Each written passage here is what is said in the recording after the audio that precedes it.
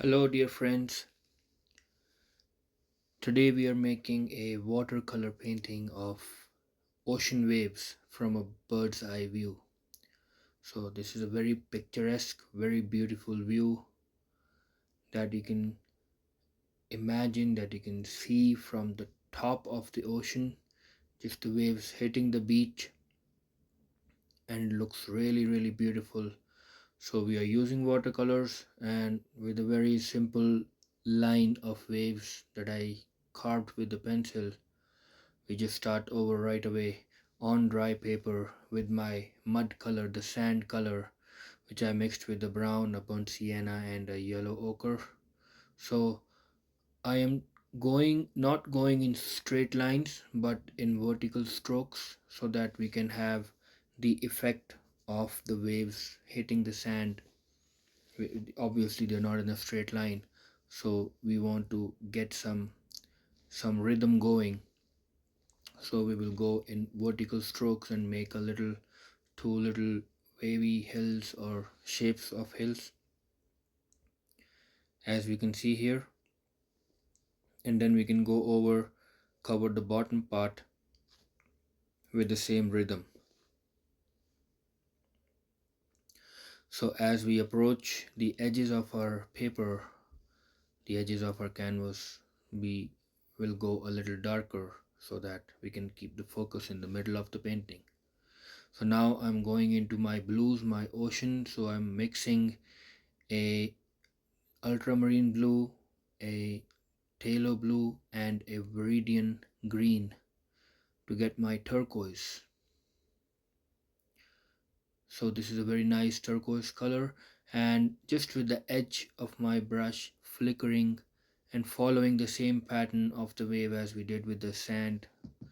So we leave a white area in between, which we are gonna work later on. And on one side I'm gonna use a more viridian green just to get variations. So the deal here is I don't want to fill the whole paper with one smooth stroke. I want I want to see movement in water. So I just go with random strokes, randomly rotating my brush, randomly placing it at different places so that I can get different volumes, different colors, different values of my colors and get a movement, get an effect of movement in the water, because obviously this is ocean water, it's not static. So we want to be careful about using our brush, and I'm trying to keep it vertical because this is a top view and the waves are traveling from top to bottom. So the stroke of the brush helps us establish that. So just trying to keep it vertical and randomly moving the brush here and there, using some more green, using some more blue sometimes, just changing the values, just changing the hue and the color, just changing the temperature a little bit here and there, and varying my ratio of water and paint. So everything works together here, and we can, this is this is the first layer of the ocean water. So we want to work random, we want to work as random as we can. So now I'm going wet into wet over the top of the first layer, trying to get some dark areas. Obviously these will get blended because it is watercolors, and then we will see where it goes from there, and then we can come back, work on it over and over to get the effect of the ocean that I want. So I'm just trying to create some random waves, random movements of air and water that makes us feel that this is the ocean and it's the waves are traveling towards the beach. So just keep going randomly and just go by the flow. Watercolor is all about go by the flow. I really feel that when we try to control watercolors, it's really not gonna happen. The watercolors end up controlling you. So I try to find the harmony, try to find the rhythm with which you are working, your speed and your speed matters, your imagination, how you perceive the picture and how you make decisions. Everything matters when you're working with watercolors, and everything has an effect on it. So we just keep working on our ocean, just keep making randomly, dabbing different colors, different shades, making it darker, making it lighter.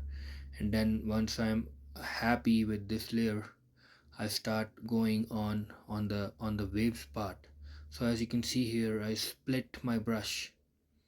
So as I mix my paint, I press the brush and split the bristles so that I can get this nice hairy wavy effect, which will help me build up the whites of the waves and get the flow for where the waves are gonna crash.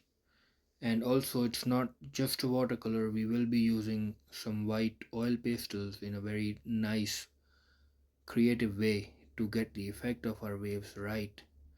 So just very carefully, this part is very easy to mess up, because if you press hard you're gonna put the whole blob of paint on the surface, and then there is no way to bring back the white again other than lifting. Lifting helps, but it does not bring back the original white.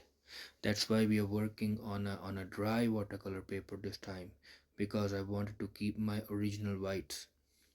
So I just slowly work my way from the ocean side towards the sand side, creating a wave, creating the direction of the waves and white parts, and then I will work on the roots of the waves.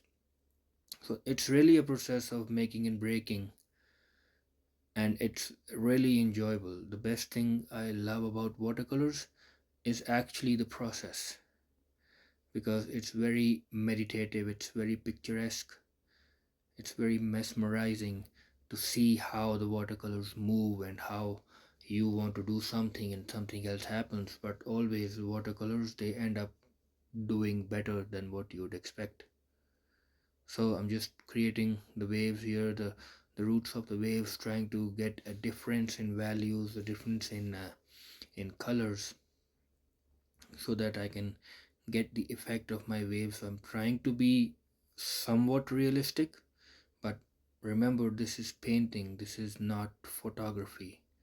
So we want to find the sweet spot where you want to stay between realism and between the art side of it.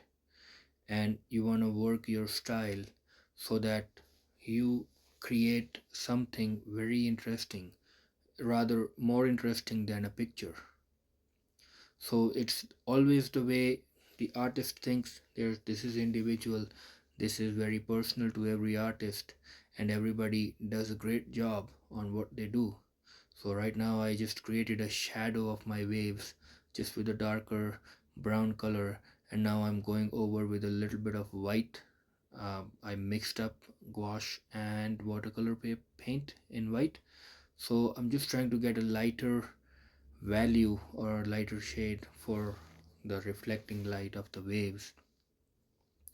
And a lot of this is gonna get covered later, but it's better to do it than having to do it later, because if it comes to your mind it might be a good idea. It's always an experiment, it's always good to try. So if you mess it up you can still fix it, but it's always good to keep trying new ideas. So now we as we wait for the watercolors to dry on the top part, my sand part is done. So I come on over with the white oil pastel. This is just a regular oil pastel, and I just work the shape of the waves, and I work the waves for the on the wet sand area, just following the guides as I had when I laid down my watercolors. So you can vary the pressure of your oil pastel. It will give you more or less white, and then you can also, like I'm doing here with the palette knife, just drag in the direction you want, and it gives us a very nice realistic effect. And then I start working on the very head of the waves, the white part, where I need a lot of white. I could have left that white, it was easy, but I wanted to try this method because this is more volumetric. It actually creates a much better volumetric and 3D effect of the waves. So what I'm doing here is, and I recommend if you are not familiar with the palette knife, to be very careful, and if you're a child, have adult supervision before doing this, or have an adult do this for you. Is I'm just scraping off the edge of my oil pastel with the knife, and then I just placed all the scraping where I want it on the edge of the wave, which we will be fixing later. So once I'm done with all the scraping, so here very carefully I'm just scraping off the edge, just enough that I think I need. You can always use more or less, but just enough of what I think I need. We can already see what's happening here, and this will even get better once we fix this. So this is basically a mixed media project now. It's not just watercolors, it's a watercolors and oil pastels. So again, scrape off, and I'm gonna fill the whole front area because this is a bird's eye view, a top view from a distance. So we're not gonna see all the details, all the eyes of the waves and all the shapes as they are. We want to find a sweet spot again of what kind of focus and what kind of detail I'm going to work with. So here I'm just going to create the wave from a distance, and this really helps when we do it this way. So after you're done placing all the scrapes, I'm just gonna press on the edge of my knife, just at flat end of my knife, and just press the oil pastel down on the paper so it sticks to the paper and it starts looking like the wave as we do it. So this is a little tedious process, but this actually I find it works better than just leaving the white on, because this becomes more volumetric, this becomes more 3D looking than leaving the white behind. So we're just gonna again be careful with the direction of the knife, which of the stroke, the way we are gonna press down. And this part, if you mess up, you can always scrape it back. Oil pastels, just make sure that the paper underneath is completely dry before we start doing this. We could have done that earlier and painted over it, but I wanted to experiment with using oil pastels over the watercolors instead of using them underneath, as people have been using them. I have been using that a lot of times, just creating, because when we put white oil pastel on white paper, you don't really see what's happening and where you're going. So this way you can see what we are doing and which way we are going, and as we go on pressing and placing the oil pastels, fixing the white where we need it, we can see the waves start becoming alive. And this is what we want to see in our painting. This is the attraction that we are looking for. So you can always go back, fix it, fix the shapes, do whatever you want. This is your world, this is your painting, this is your decision. But in the end, we always want to make the decisions that actually make our painting, that actually make our product and practice better. So this way we also learn to control the palette knife, which is a huge skill in art. And we also learn that we can lay pastels, oil pastels, on top of the watercolors once it is dry, and we can get very nice textury effects that otherwise are going to be very tedious to get in watercolors.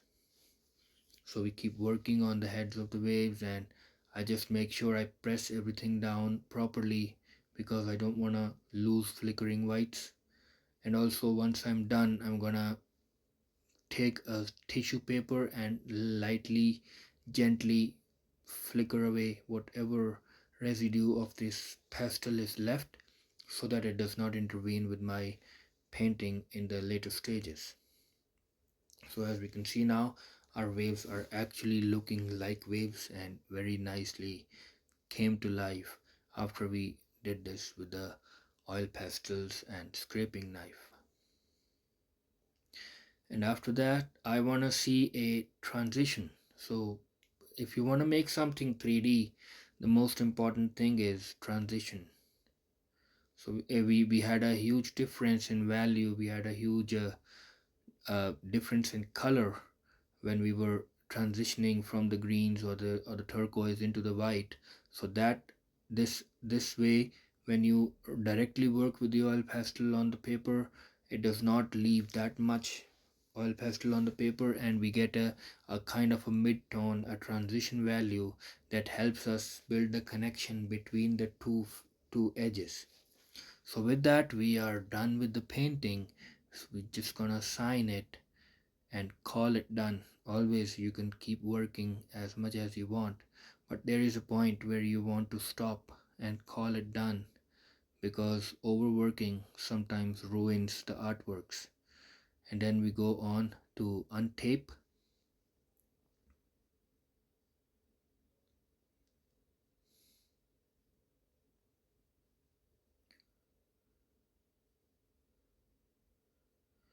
And here we can see the final result, the beautiful, mesmerizing ocean waves from a bird's eye view. Thank you so much.